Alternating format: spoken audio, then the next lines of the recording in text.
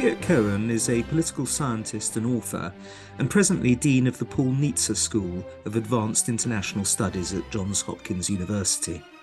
He was a counsellor of the State Department under Condoleezza Rice from 2007 to 2009. Eliot, you've written or edited over a dozen books, and the latest is The Hollow Crown, Shakespeare and How Leaders Rise, Rule and Fall.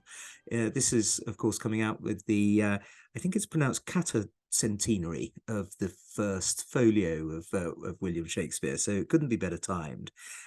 What gave you the idea of writing this book? Well, it's of course, it's a bit out of my lane, as we would say. By the way, it's great to be with you, Andrew. Thank you. I'm mainly a military historian. Somebody writes about foreign policy and things such as that. But I've lived in Washington for quite a while, and I've served in the United States government, and I've been a dean. And the opening line of the book is, "It's all very well to see Richard II, Goneril, and Iago on the stage. I've actually had to work with some of those people," and that's really the conceit of the book. The trigger, I will tell you, was seeing a performance of Henry VIII. We have actually two Shakespeare theaters in Washington, which is a delight. Henry VIII, as you know, some people were not initially sure that Shakespeare himself had written it. It was probably a collaboration, but there is a great scene when Cardinal Wolsey, Henry VIII's chancellor, is deposed, and he gives a wonderful speech which begins, "Farewell, a long farewell to all my greatness." And then at one point he describes how, he's feeling full of confidence. And when he thinks, "Good easy man, full surely his greatness is a ripening, nips his root, and then he falls as I do. I have ventured like little wanton boys that swim on bladders, this many summers in a sea of glory, but far beyond my depth. My high-blown pride at length broke under me, and now has left me weary and old with service to the mercy of a rude stream that must forever hide me." And as I listened to that, I said, I know that guy. I mean, that is a familiar figure in Washington. Yeah. And one thing led to another. I ended up teaching a course on Shakespeare at Johns Hopkins School of Advanced International Studies to students who are, there, as you would say, postgraduate. Many of them headed for careers in government, many with already having very interesting life experiences behind them. It turned into a book, and then it turned into a course, rather, and then that turned into a book. When you mention Henry VIII, he's often equated nowadays, at least, to Stalin, because of the arbitrary nature of his paranoia and so on, and obviously the number of people he kills. Can you see that? Is there a analogy there? Would you think? Yeah, I think that one of the things that's so interesting about Henry VIII is, unlike a lot of Shakespeare's other kings, his character is not particularly clear. Now, this may have been because it's a little bit too close for comfort, given that he was living in the reign of Elizabeth and then of James I. Of course. But I think he deliberately makes him an ambiguous figure who is hard to figure out. There's some of Shakespeare's characters, most of Shakespeare's characters, I think, are shown with just remarkable clarity, and then others he likes to leave a mystery. So Iago is like that in Othello. We're never quite sure why does he decide to do in Othello. There's some hints, but they don't add up to a picture. And at the end, he's being carried off to be tortured, and you somehow know he's not going to tell anybody why he did that.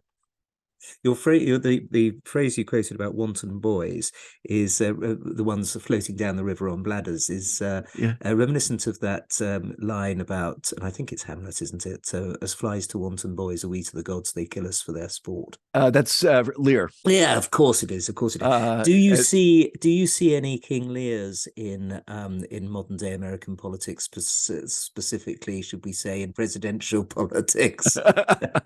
Yeah, the problem is, of course, in a way, it's a book about the analogies and metaphors that Shakespeare gives us to understand political people.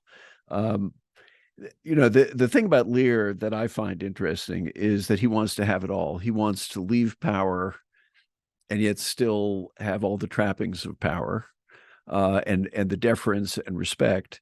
I talk a little bit in the book about other people I've seen who've left power. And the way the book works, for the benefit of the listeners, is I don't go play by play. I go through what's essentially three phases: how leaders rise, how they rule, and then how they fall. And I have seen people who've left power and who, like Lear, don't know who they are after they've left power, and suddenly find it intolerable that the kind of deference and treatment that they used to get, they no longer get. And, Lear finally recovers his humanity, of course, but at a terribly high price. And I've seen some people, I have seen a few who have, and I'm afraid I think I've seen more who don't. Yes, we find that with former prime ministers. They absolutely hate their post-prime ministerial life. There are very few of them that have managed to segue into their post-prime ministerial life successfully. You mentioned Iago earlier, and what if Iago doesn't actually have a driving reason? That some people have put forward sexual ones, haven't they, and others a time that Othello mistreated him in the Right. past and so on. But are there people in politics? Have you come across people in politics in Washington who are just plain unpleasant, who who just are motivated to do betrayals because they enjoy them? I Simply. think that's characteristic English understatement at work. There's a wonderful 1 hour show by Patrick Page, who's a terrific Shakespearean actor in the United States, about Shakespeare's villains. And he has a very interesting riff on Iago at the very end, where he says that, among other things, Shakespeare does periodically give you figures who are sociopaths. And I've dealt with a few sociopaths, and you not just seeing them in charge, but you see them sometimes hovering around, and that does describe Iago. In a way, he's very different from the Richard III figure, who is kind of a tormented, twisted, horrible guy, although he completely takes us in, as frankly some sociopaths do. But Shakespeare gives us more of a window into his soul than into Iago's. And again, that squares with my experience. There are people that you encounter in government and in academia, let me say, who you can understand their motivations, and even if you think that they're kind of loathsome as human beings, you can figure them out. And then there are others who just seem to act on a kind of whimsical malice. And that's real life too. Your mention of Richard III makes Vladimir Putin spring to mind. Do you think there might be a connection there? Oh, absolutely. So one of the things I mentioned in the book, and I try to tie, to some extent personal experience, to some extent some historical reflections in. And I mentioned the following episode. I was attending the Munich Security Conference just before the full-scale Russian invasion of Ukraine in February of 2022. And what struck me is most of the Europeans, I would say fewer of the Americans, but most of the Europeans present, all people of vast experience and knowledge, said, well, Putin will not, he won't try to take the whole country, he may try to take a small piece. This may be a very cunning bluff, and so forth. And I have to say, I doubted that. And the reason had nothing to do with my knowledge of Vladimir Putin or Russia. It had everything to do with rereading the Richard III for about the 9th time. And what struck me in the rereading was, throughout the first 3 acts of Richard III, he's cunning, he's indirect, he's clever. He's doing terrible things. He's having his brother killed, among other things. But in Act 4, he commits the big crime, murdering his nephews in the tower. And what's striking to me about that is he no longer thinks he has to conceal anything. And when his loyal subordinate Buckingham kind of gives him a funny look, he says, I want the bastards dead and wish it done suddenly. Do you understand? Answer me quickly. and furthermore, he gets very interested in the details of the killing of 2 children. Mm-hmm. And he begins talking in ways which really kind of reference rape. Well, if you look at Putin, I think, I had just feeling something similar had happened. This guy had been clever, he'd been indirect, he'd been cunning. If you look at the way they took Crimea, if you look at Georgia, if you look at the initial seizure of Donbass in 2014 and 15, and then it's clear that he no longer felt he needed to do that. And like Richard III, he begins to invoke the metaphor of rape. Remember, there's one chilling speech, or it may have been an off-the-cuff remark, where he's sort of addressing Ukraine, specifically Zelensky, and saying, "Like it or not, my beauty, you'll have to accept it." Yeah. So echoes of Richard III there.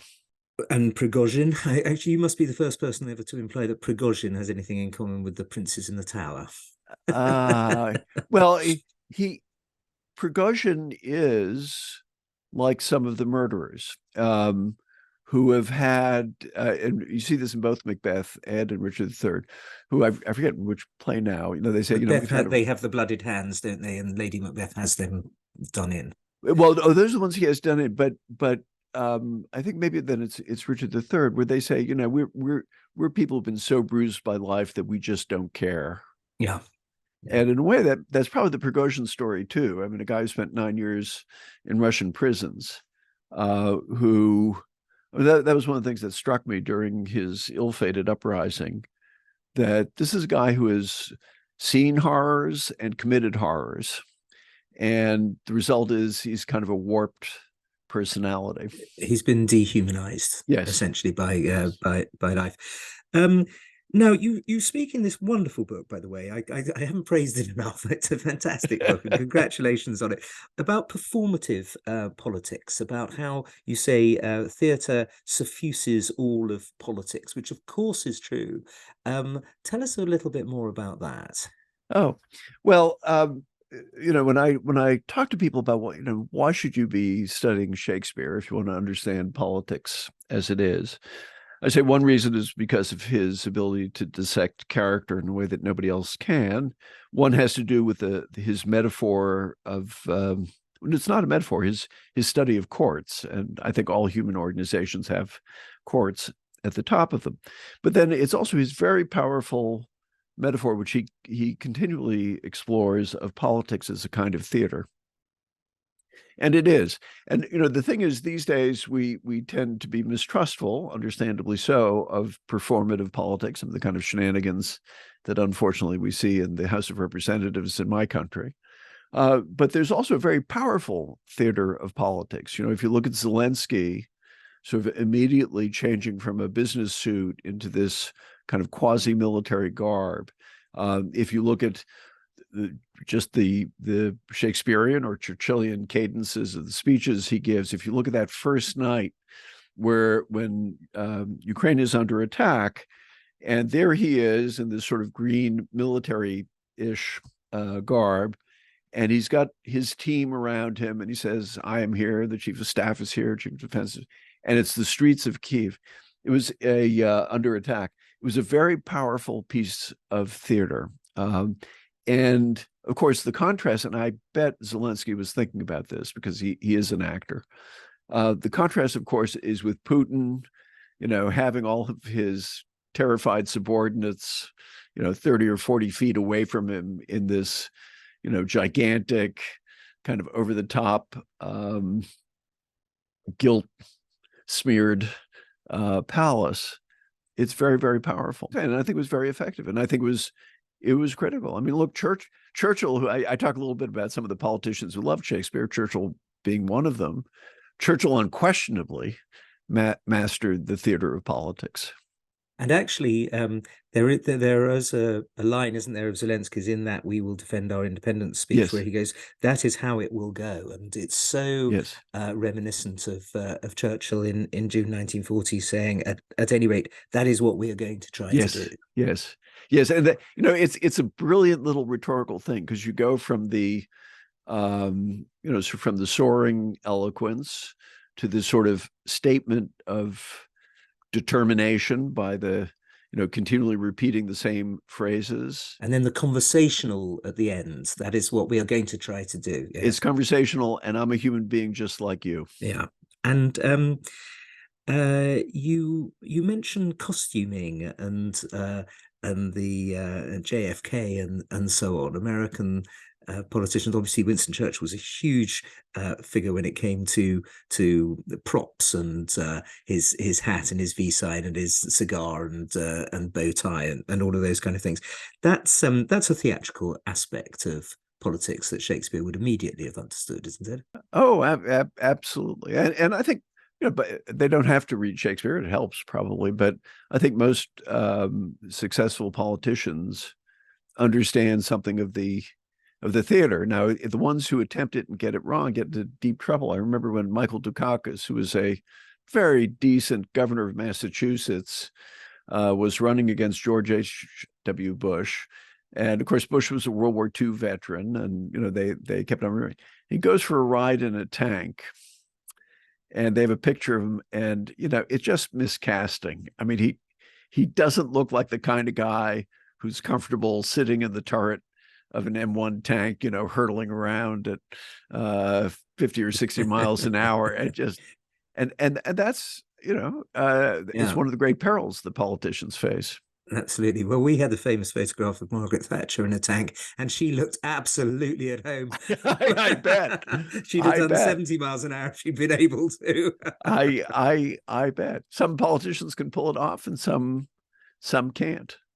Brutus and Mark Antony, that absolutely key moment immediately after the assassination of Julius Caesar, you focus in on that as a brilliant way of explaining how oratory can fail and also how it can succeed. Tell us a bit about that. So what I do is I draw the contrast between Brutus's speech, where he really manages to get everything wrong. I mean, Brutus is a pretty decent guy, although actually he has some traits in common with Julius Caesar, which I think if you read the play carefully, you see they're not quite as different as you might think. I mean, they both insist on being number one. It's why Brutus doesn't want Cicero in on the plot. But in any case, so they kill Caesar. Brutus, of course, wants to have it both ways. He doesn't when Cassius, who's a lot smarter about politics, says, we got to kill Mark Antony too, Brutus refuses. And then he leads everybody and says, I have an idea. So we'll go in and we'll dip our hands up to the elbows in blood. And he then gives a speech, which is all in the first person. It's all about him. And then he decides to leave the stage to Antony. Well, it's the biggest, and by the way, he speaks in prose. He doesn't speak in iambic pentameter. So he blows it thoroughly. Whereas Mark Antony, of course, in that very famous speech that I think everybody reads and hopefully memorizes in school, if they still memorize great speeches, as I hope they do over there. I don't know. They don't over here. I can assure you of that, unfortunately. The world is going to hell. No. He really, what's so interesting about that is, I think two things. One is he kind of brings the mob along. He uses the body as a prop. He rearranges the crowd. There's a point where he tells them to come in closer. He appeals to different emotions. But the other thing that is fascinating is Mark Antony, and this is, I believe, characteristic of some great demagogues. Some of his emotions are quite sincere. You have the feeling that he is genuinely grief-stricken about Caesar. And on the other hand, he's a completely calculating, deceptive guy at exactly the same time. So, after the mob goes off to, murder and loot, he's happy. This is, let mischief do what it will, and And he's repeated several times that Brutus is an honourable man, and each time he repeats it, you can feel the crowd thinking, "No, he isn't. We're going to burn down his house." Right. And he's clearly, and this is something that I think demagogues do have, is the ability to read the average person and to respond in an almost feral way to their weaknesses. Somebody who we tend to think of as a hero, Henry V, is a genius at that. Yes, I was about to come on. You call him Shakespeare's most brilliant political creation because of the way he's despite his seductions, lies, and self-pity, he is not the villain of the play, but actually, in a sense, he is, isn't he? Oh yeah, I mean, my view is he's a real stinker. I mean, he's really he's an awful guy. You think about it, he betrays his best friend Falstaff. He has another friend executed. He sets things up so that there'll be this war, which is an unjust war, but it'll be somebody else's fault. With Henry, it's always somebody else's fault. There's that wonderful scene, towards the end before Agincourt, it's a touch of Harry in the night. That's what the chorus says, at least. And he's trying to engage his soldiers as equals. He then gives a soliloquy where he calls them peasants and fools who don't really understand, what it's like to be king. And then, the next moment we see him giving the St. Crispin's Day speech. Yeah. We're a band of brothers. Where we follow him, don't we? I mean, the charisma is such that, especially if exactly. he's played by Laurence Olivier on a rearing horse in just before D-Day, we follow him, don't we? Well, that's, I think, part of the brilliance of Shakespeare is it's not just that somebody like Henry V can fool the people in the play, as it were. He can fool us, and that's even though Shakespeare has given us all the evidence out there to know what he's really like. And again, I think this is something that's very true of political life, where it's not that there are people sometimes think that there are big secrets, which if you only knew them, the scales would fall from your eyes.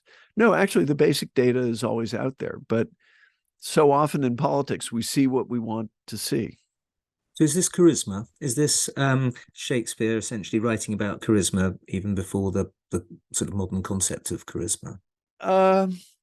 Well, I think in the case of Henry V, it is, but I would say it's more manipulation. It's self-conscious. I mean, there's a certain kind of charisma that leaders sometimes have. Actually, Thatcher, who you probably knew better than I did, but I met her a few times.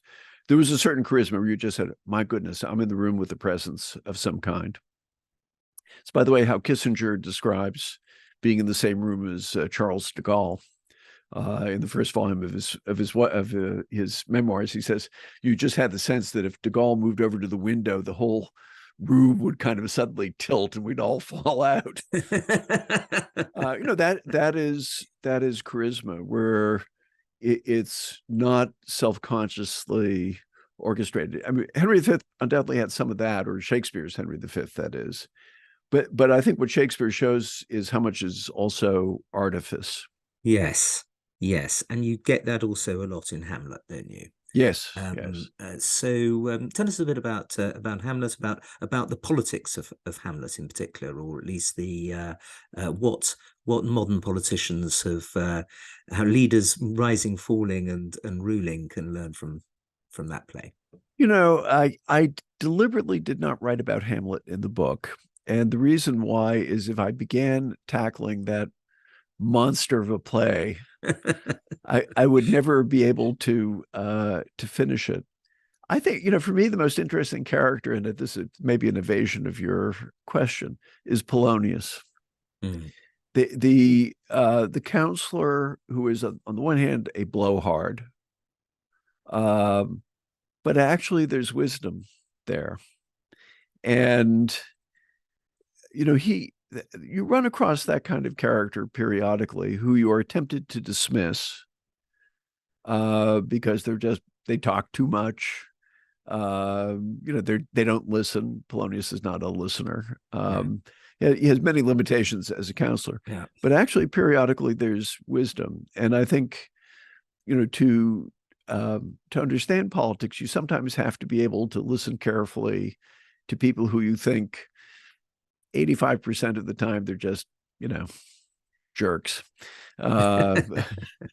Yeah, and he comes to an naturally sticky end, doesn't he? For no particular reason. I can't see the need for the death of Polonius in that. I think that's the point. There's something, it's random. It's not what Hamlet intended.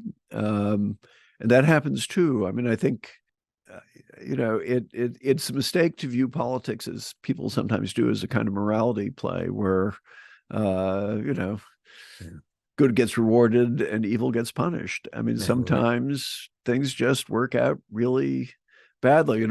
I mentioned that in another play, Cymbeline, which of course it produced a lot less often, Belarius, this counselor who's kind of kidnapped two princes and is educating them somewhere in the woods, is trying to explain to the princes that's the way that it works. And he has actually, if I could just give you a couple of lines, he said, the kids want him to tell them what is it like being in the court? And he says, how you speak. Did you but know the city's usuries and felt them knowingly, the art of the court, as hard to leave as keep, whose top to climb is certain falling, or so slippery that the fear's as bad as falling. And he goes on, that how often doth ill deserve by doing well. Yes. You end up getting punished for having done the right thing. And they, of course, and the great thing about it, for me, and as an old teacher at this point, is the students go, his princes, namely his students go, yeah, no, we get that, but we want to be in the room where the decisions are made, And as you said earlier in this podcast, you said all human organizations have courts at the top of them. Yes. And that of course is right, and it's particularly true at Number 10 and in the White House, isn't it? Where now this is a question obviously I'm posing to somebody who hasn't stood for elective office and has been appointed in your case by Condi Rice to the State Department as an advisor, a counselor. So you're giving your advice and counsel, but you don't have to face the electorate at any stage any more than Condi Rice did. To what extent should the counsellors of elected politicians like presidents and prime ministers also be responsible? Or is it fine to have the systems that we have in democracies whereby the people giving advice don't actually ever have to I mean, they're courtiers in a sense, much more than actors in their own right?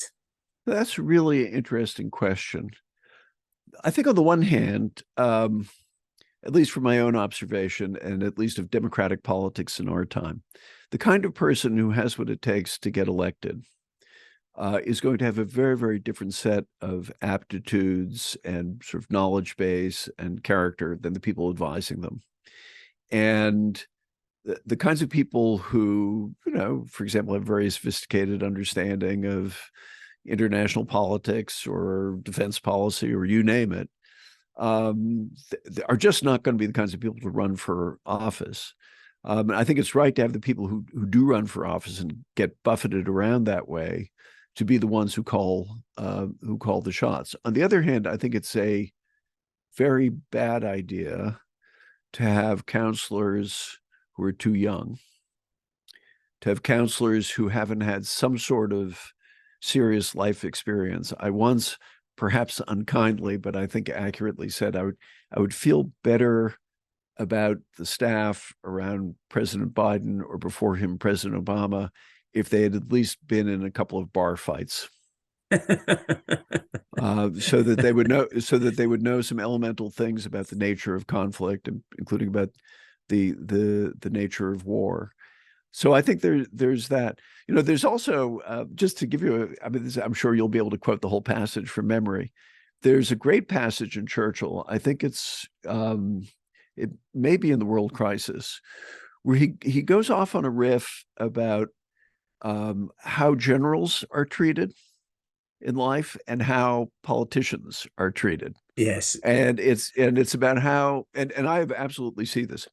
The more and more senior you are in the military, as you pin on in our system one star after another, you get treated with a lot of deference, certainly by the people all around you in the military, but even by the civilian politicians for the most part, not always. And Churchill's point is, the higher up you go in politics, the more people you have who are telling you you're a complete idiot.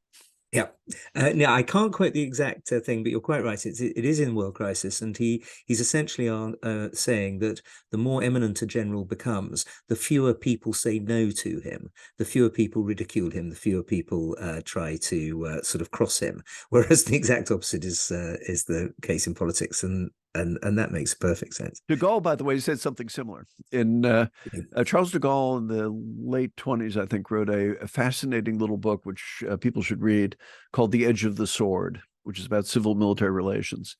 And he has it's very, sort of very French kind of ideal type of the politician and the general, and why they will never really be comfortable with each other because they have to be such different people.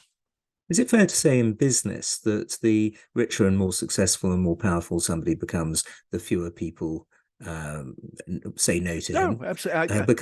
Because they have courts as well, don't they? The CEO of the massive company has a court just as the politician or the The soldier same does. thing is true of universities, and the same thing is true of any other nonprofit. I've seen there are plenty of examples of really big nonprofits where whoever's in charge has a court, and they are probably not hearing a lot of people saying, "You know what, boss? I think that's just wrong." You mentioned I was counselor of the State Department. I give Condi Rice, with whom I was hired to disagree in some ways, credit that she wanted to have at least one person around her who would be willing in private to look her in the eye and say, "Boss, I hate to tell you this, but I think that's wrong." And often people don't have that.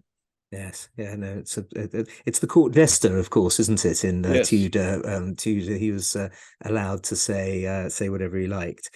You mentioned Henry Kissinger earlier, who was a guest actually on the Secrets of Statecraft earlier. Um, and he, of course, worked for Richard Nixon, who is a Shakespearean character, isn't he? That great uh, Shakespearean character who is part hero, part anti-hero, suffused with great qualities, a fatal flaw. He's Yep. got everything, hasn't he, for Shakespeare? You could see, you can. I mean, William Shakespeare's Richard Nixon would have been a wonderful play, wouldn't it? It would have been, and even has a kind of soliloquy. So when Nixon leaves the White House, he gives a speech which is nominally to the assembled staff, but in many ways it's him doing what you do in a soliloquy, which is kind of breaking the fourth wall, speaking to the audience, but also you're revealing who you are. And he had part of the speech, it was something about don't give way to hating, because when you hate, you eventually destroy yourself. And that was Nixon. Now, I think what happened is Nixon kind of closed back up within a few years after leaving power. But at that moment, one or two other moments, so there was an interview with David Frost that I remember. The famous one. He let himself be exposed, and he also it's in a very Shakespearean way, is figuring it all out too late. It's what I believe the Greeks called anagnorisis, where you suddenly go, aha, that's what it is. It's Richard II going, I've wasted time, and now doth time waste me. Where you finally figure out, okay, so this, or that was the Wolsey quote at the very beginning. He said, oh, I just deceived myself about the nature of my own greatness. Now it's too late for him to do anything about it, but at least he has that moment of awareness, as of course happens with Lear as well. Yes, I mean it's a sort of darkness at noon moment, isn't it, from Yes. Koestler, the point where self-realization comes, but far too late. Um, you mentioned Richard II, of course, from where the Hollow Crown title comes. That seems to have a lot of messages, as of course does Henry IV, parts 1 and 2. And considering that Shakespeare was working in a very difficult political world, you said rightly that Henry V is a criticism of kingship, but it wasn't easy for a playwright in Elizabethan England to criticize kingship, Yeah. or indeed early Stuart England. These plays were being watched incredibly carefully, weren't they, for their overall political subtexts. It was pretty brave of Shakespeare on occasion to make references and allusions that might not have gone down well with the political establishment of the day. Well, and of course, he very famously has a close call when Richard II is performed at the behest of the Earl of Essex just before his attempted coup against Elizabeth. Well, this is why Shakespeare is a genius, is that he's nonetheless skirting. He's skirting that. You know, I wouldn't call Elizabethan England a totalitarian state, but I think there are maybe analogies with the way in which you can get some extraordinarily creative writers. You did get some extraordinarily creative writers in Eastern Europe and even in the Soviet Union at a time when you knew the censor was looking closely at you. So you would write in a fairly clever and indirect way. Now, you can take this a little bit far. There's, of course, the German Jewish philosopher Leo Strauss wrote a famous essay called Persecution and the Art of Writing, which he probably blows this up beyond what is reasonable, but it says, that a lot of writers understood that their words could get them in trouble, and so they are clever about how they deliver their messages. But having said all that, I think there was more room than we might think. What's interesting to me is that there's some issues he doesn't touch at all, like religion. It really doesn't appear at all. Yeah, I think that was probably to mix historical metaphors, the proverbial third rail that you really didn't want to. Well, of course, no, absolutely. It was a powder keg, a literal powder keg, of course, in the case of gunpowder plot, which took place during his lifetime. And also, of course, it's one of the reasons why some people, I am not one of them, believe that he was a secret Catholic. Yeah, that's one of the things put forward. There are plenty of segues from the horrors of Shakespeare and some of the most terrible things that happen, especially to children and babies in Shakespeare, and the events in Gaza at the moment, in southern Israel and Gaza. I'm not going to try and jump from one to the other, except to say that you have written about terrorism a great deal. You've been tremendously prescient with regard to what you've written, especially on Israel's security in your book, Knives, Tanks and Missiles, back in 1998. That's 20 plus years ago. That's a quarter of a century ago, and yet the things that you were writing then have come to pass. What is your sense of the way that it's going at the moment in the IDF campaign in Gaza? So I'll actually be going over there shortly with a small group of national security and military experts, and in a way, I'd have more to say afterwards. And from a distance, and with the fog of war, it's always very hard to tell. But a few quick bottom lines. One, I think Hamas had catastrophic success. I don't think they expected to do as well as they did, and elicit a response which is probably a lot more than they expected. I think from a military technical point of view, the Israelis look to me to have been doing very well. That to go into this very dense urban environment, which the other side's been preparing for a long time. And to be able to take terrain and get into the tunnel systems and all that, it's very impressive.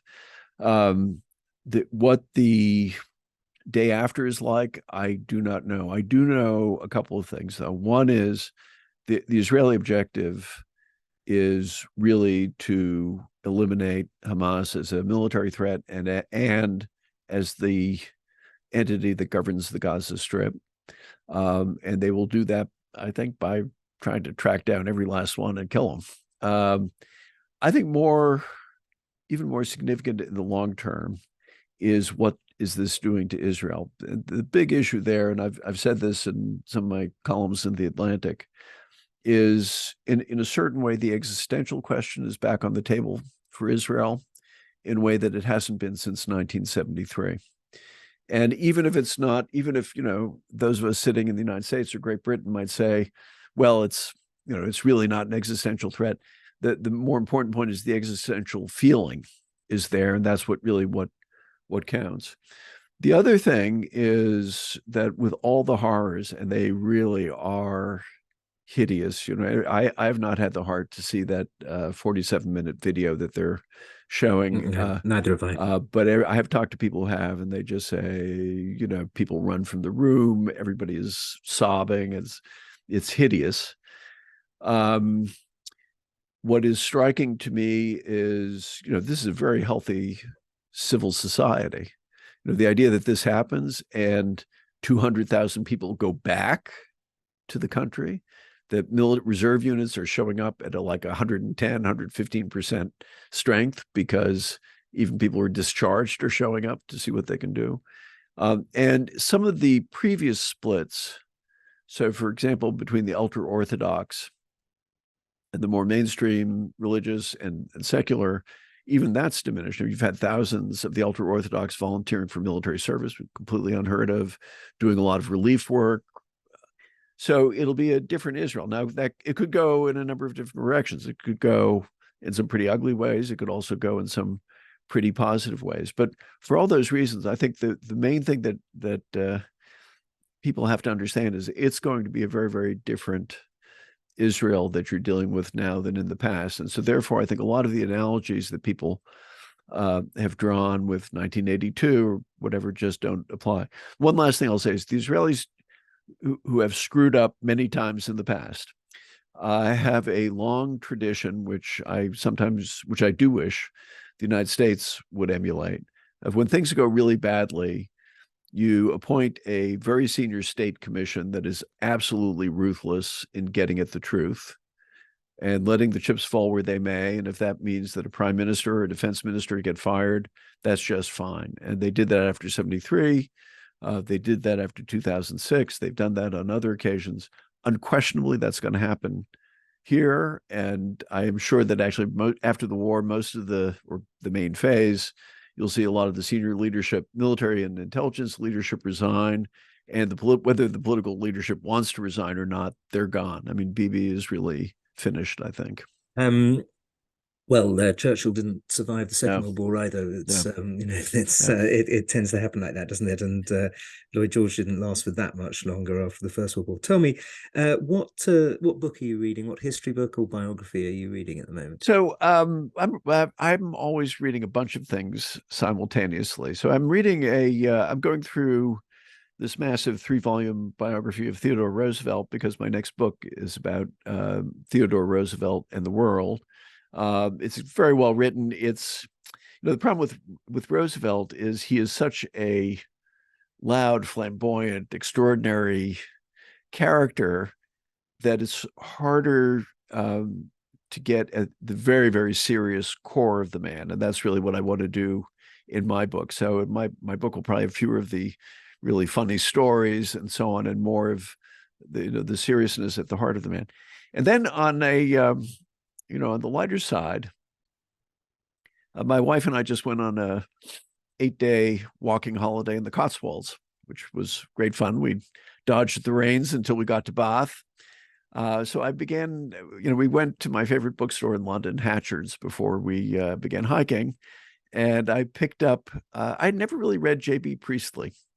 And so I picked up An English Journey, which is, his rambles around some of the harder pressed parts of England specifically, although he does go to the Cotswolds as well, in the late 30s. And I just thought it was a fascinating, charming book, and it's made me inclined to read a little bit more of him. I don't know whether he's one of your favorites or not.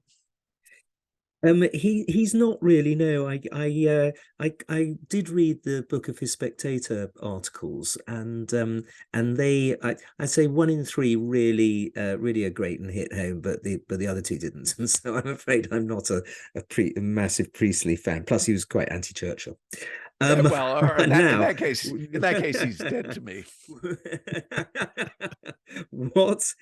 Tell us about your what if, your counterfactual. What's the one that you enjoy? Suppose Abraham Lincoln had not sent Ward Lemon off to Richmond the day before he went to Ford's Theater. So Ward Lemon was a close friend of Churchill's. He was a huge guy. I think he was about 6'3". Of Lincoln's. He was a federal marshal, and he was really Lincoln's bodyguard. Escorted him into Washington, very dangerous times when he was inaugurated, was really maintaining security on the White House grounds, and would have probably accompanied Lincoln to Ford's Theater. And if that had happened, I tend to think that he would have reacted, because he could be a fairly violent man. He would have reacted, and maybe Lincoln would have been wounded, or more likely, I think John Wilkes Booth would have, met a sorry end earlier than he did. And the reason why I think about that is, okay, so what would Reconstruction have been like? And the thing that Lincoln was realizing at the end of his life was that in some ways the South was really going to try to resist emancipation of the slaves, not formal emancipation, that was a done deal, but essentially giving people, African Americans, the rights of citizenship. And, one of the things I've written about Lincoln in a different book called Supreme Command. And one of the things that strikes me about Lincoln is, for all his profound humanity, he could be absolutely ruthless. And, Reconstruction fails in many ways. And I think the recent historians have really brought this out. The amount of racial violence that you saw in the South, particularly after the Grant presidency, is striking. But a lot of the damage had already been done under Andrew Johnson, who succeeded Lincoln.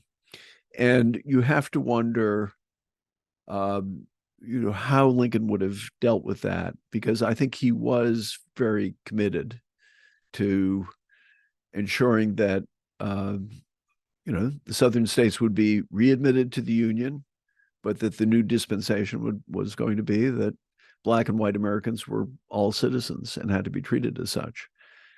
So that, I think, it's a fascinating what if. That's a fantastic one. Absolutely. That's one for us all to ponder. I got one last question for you, which I was just thinking of a little earlier. What would Shakespeare have made of Donald Trump? Is there a Trumpian figure in the Shakespearean canon? Oh, there absolutely is. There absolutely is. Who is he? And let me just say here and now, everybody screws this one up, okay? So they did a performance of Shakespeare in the Park in 2015 or 2016.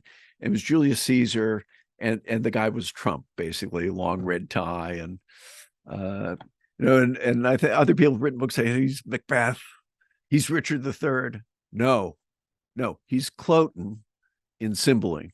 So for those of you who are not familiar with Cymbeline, Cymbeline, it's a very weird play, but one of the key figures is Cloten, who is the son of the king's second wife, and he lusts for the king's daughter, Inigen, by the first wife, who is married and is actually virtuous, and I think one of the most interesting heroines in Shakespeare. And he's a dummy. He's violent. He's a misogynist. He wants to rape her. He wants to murder her husband, and he wants to humiliate her. It's fascinating. He comes to a very sticky end, which is very satisfying. But the thing that struck me about it so powerfully was that the courtiers around him, because he thinks he's going to become king,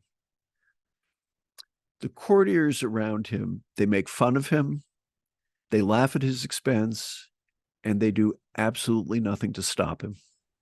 And on that bombshell, Eliot Cohen, thank you very much indeed for appearing on Secrets of Statecraft. Andrew, thank you for having me. My thanks to Eliot Cohen for appearing on Secrets of Statecraft. My next guest is another Eliot, Elliot Abrams, who was Assistant Secretary of State under Ronald Reagan, Deputy National Security Advisor under George W. Bush, and the US Special Representative for Iran under Donald Trump.